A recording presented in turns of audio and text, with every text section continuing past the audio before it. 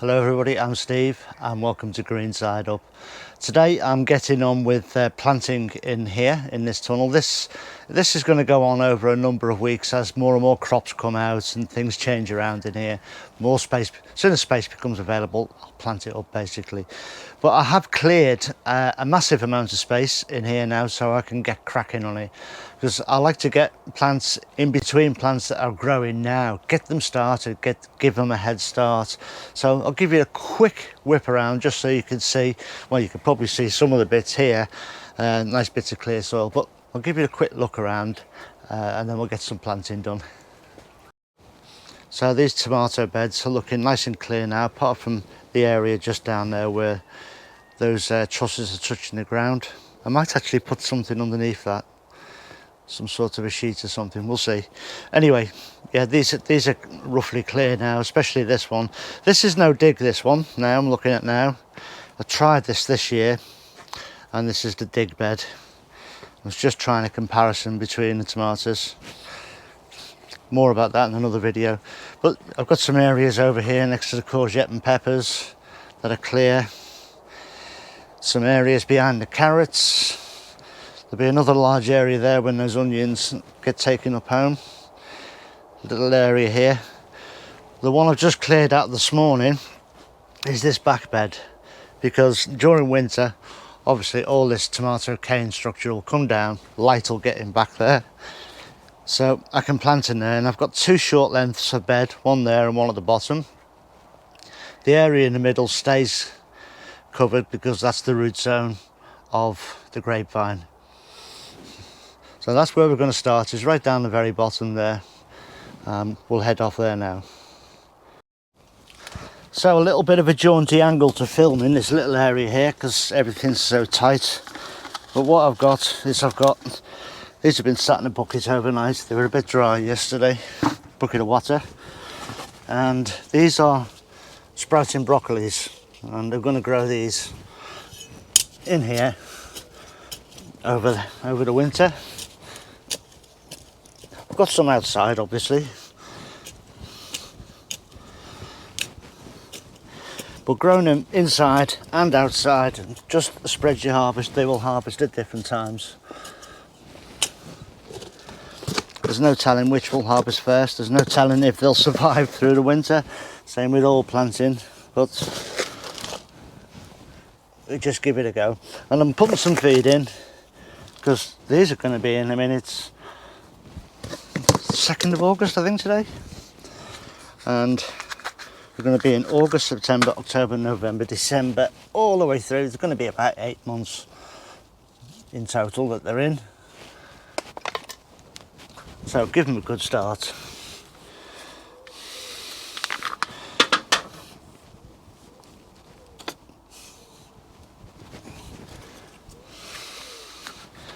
So this is this first bed, and it's just utilising the ground that I've got.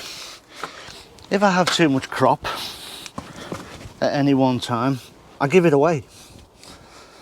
I don't mind, but I would rather be in a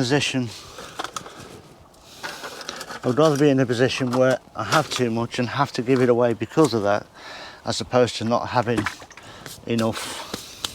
So there we go, first bed planted. Okay, so this next bed up, the one we've just done, is just down there, and this is the other end of the tunnel. I'm putting some kale in here. I'll probably get 4 or 5 plants in here, and I'm just slightly offsetting them so that when the plant's up here, the foliage sort of fills its own little area, as opposed to next to each other where it becomes cramped up. And again, I'm putting some feed in for them, because again, these will be here for a long time. Nice root balls. I do like these.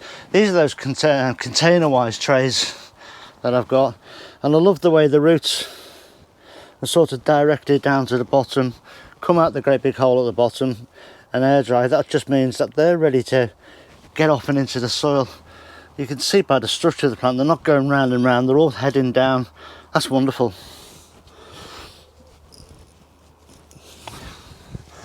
So there we go, we'll have a couple of these, this colour in here, Oh, mess it up, why don't you, Steve?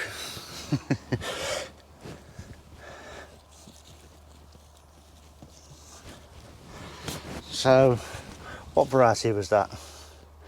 Scarlet, kale scarlet. And we'll turn the tray around. This is great, look at this, 28 cells in this tray. And the next one will be black Tuscan. Doesn't look very black, does it? But again, I'm just going to slightly offset these. Just so that when the foliage matures, it's got space.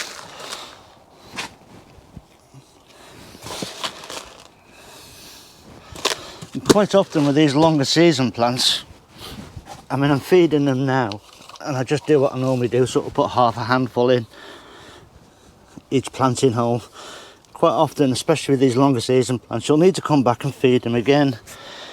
And this is the value when you keep your soil around your plants nice and loose. That's what I use my, what do I call it? Me great big soil cultivator, me claw. I couldn't think what it was called then. I just keep roughing the soil up in between and around the plants. Keeps the weeds down, keeps the soil loose, so I can come and put some more blood, flesh and bone around, say, Christmas time or into January, and water it in, and that will give it another boost.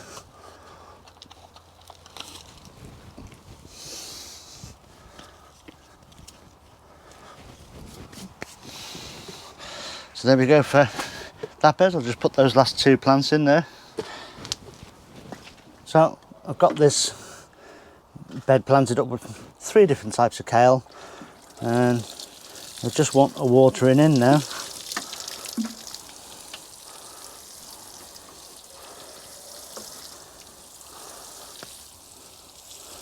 There we go. The soil's already very wet, but that will help. So this is the base of the tomato plants here in the no dig bed. So I'm not digging holes, I'm just parting the compost, and I'm going to plant these kale plants in here. These are dwarf green, but these tomato plants are going to be in this bed for another month, maybe even longer. But there's no reason why these plants can't be getting on with it and getting growing. So these kale plants will already look quite impressive come the time where I'm taking these tomato plants out. And all I'll do when I come to take these plants off is just cut them off at the base here, just cut them off. Won't disturb the kale plants, I'll let them get on with it. Look, I've still got a few tomato side shoot plants here, but anyway.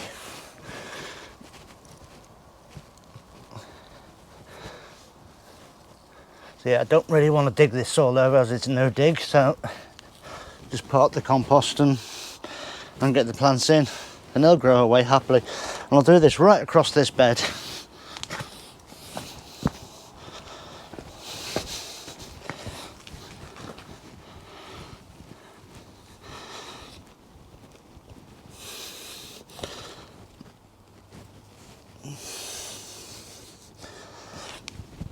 Get me all brassicas, firm them in good and proper.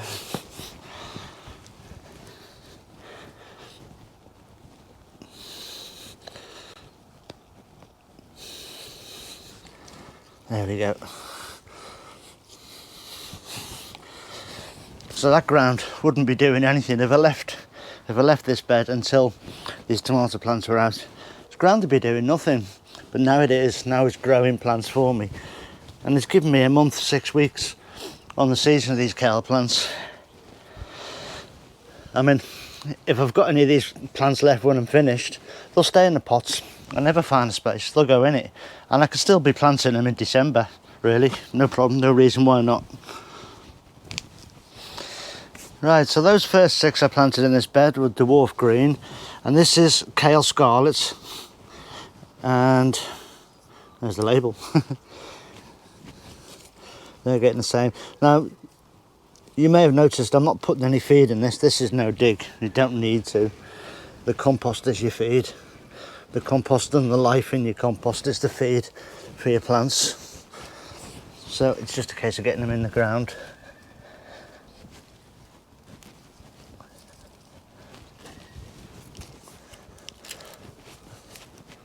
How easy is this to do? So you've got 2 for 1 there again. You can see I've got tomatoes ripening there and over here. Yeah, pretty pleased with that.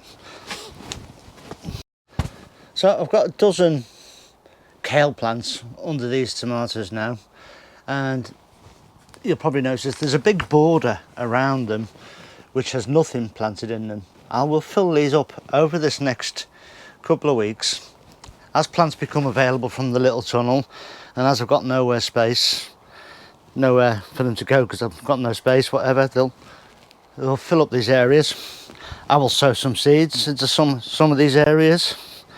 For instance, I might put some radish down here and possibly some beetroot as well. So I want these ram-jammed over winter, and that's just the one bed. And of course this bed over here with the kale in, and this bed down here with the broccoli. So that's just one little area of this tunnel done. Right, so we're in the little tunnel now, and I've got a little seed bed here, and we've got more seeds germinating over there as we speak. And there's about 9 or 10 different plants here, all going in rows across the bed. And I want some of this now for in the big tunnel. And this one that I'm doing first is Komatsuna. It's a mustard, and it's always best if you can, if you've got the space and if you've got the seeds for them, hedge your bets. So far more than you need. Because what I'm going to do is I'm going to take a big clump of these through to the other tunnel, and I'm going to sort them out. Some of them I will plant, and some of them I will pot on into modules or pots, bigger modules, whatever, to grow on. I'll leave the rest of these here to carry on growing, because when you transfer in plants, it's not always a guaranteed thing. You can transfer your plants, walk away for the day, get an incredibly hot afternoon, and they could all wilt and die. So if you've got a backup, which I have with these here, or with the plants that I've got in modules, it means I can move around and transport them and have options. I'll have the plants in modules, plants in the ground, and these plants in the original seed bed. So we'll get off now and we'll sort these out. So I've got a nice little bit of clear ground here just in front of this courgette and a few plants, and I'm just going to get them in. They're very small roots on these Komatsuna, but they will transplant. This is how I did them last year.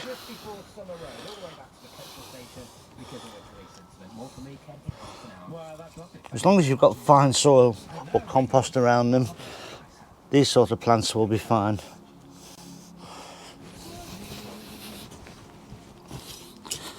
But I will always have the backup of the plants, what's left in this tray here, that will go into modules or pots, trays or whatever I do with them in a minute.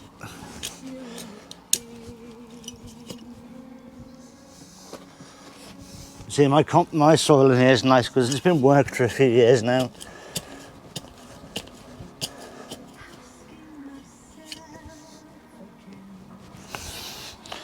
Just need another one.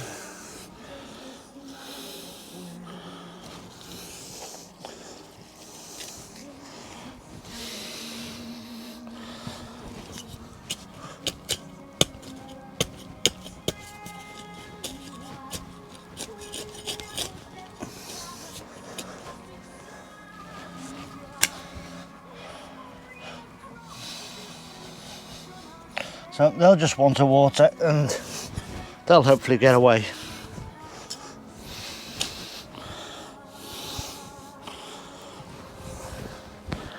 There we go, that's Komatsuna.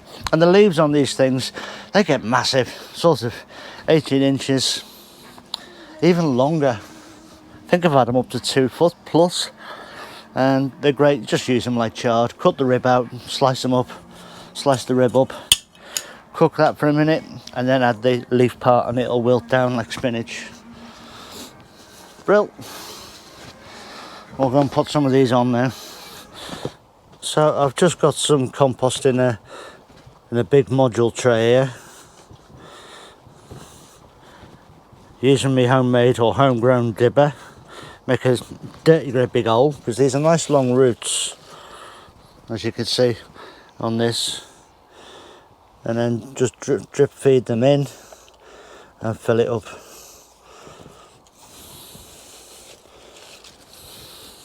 They might sulk for a day or two, but they should come back.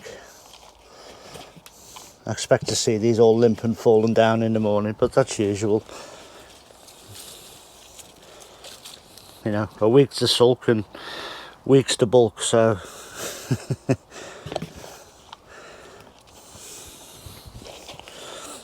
but this now gives me, as I say, it gives me plenty of options down the line.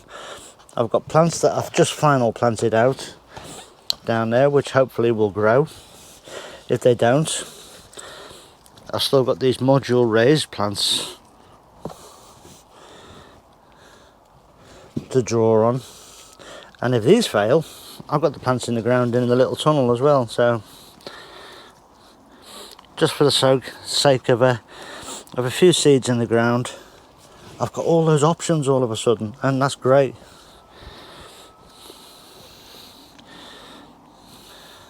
I mean, I took the decision the other day not to plant in my new tunnel over winter because it needs preparing and needs a lot of work done, and the plants will just suffer because of that.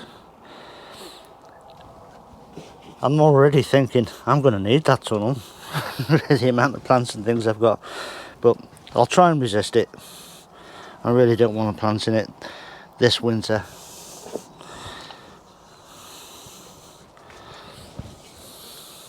So there we go.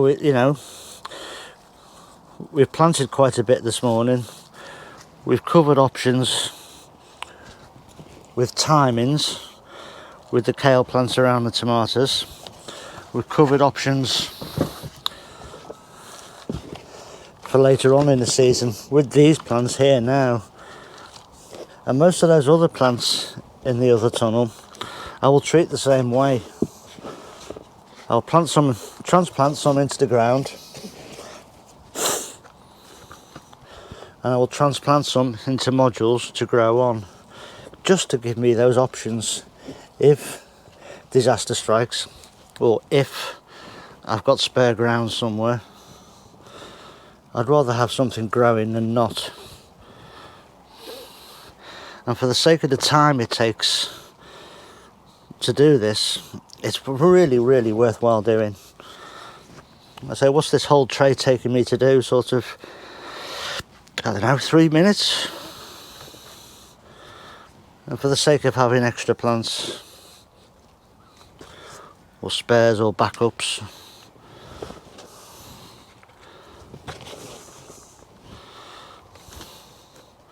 so there we go. Hopefully they'll grow. 1 or 2 of those are a bit small and will probably die off anyway, but I'm still going to be left with some plants that will give me a decent feed over the winter months. So this will go on the hanging shelf out of trouble.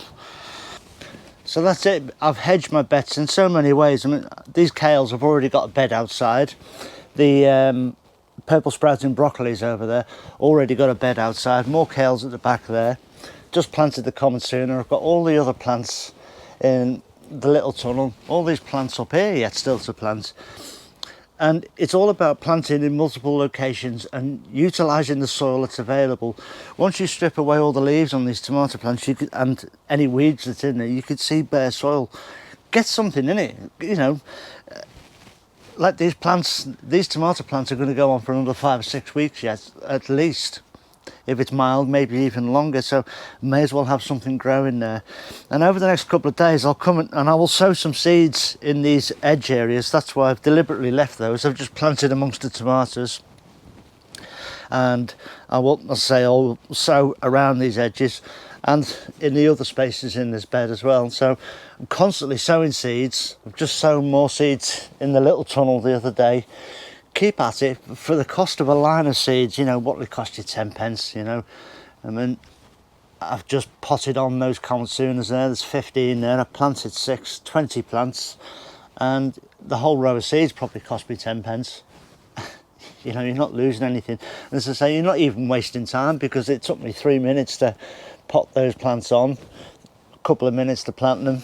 So just have a go. Just whack some seeds in the ground. If it doesn't work, say, oh well, put it down to experience and learn from it. But just keep going at it and keep your soil working for you all through the winter if you can, you know. There we go. That's it for today. Look after yourselves, everyone. Please stay safe, and I'll see you all very, very soon. Ta-ra now.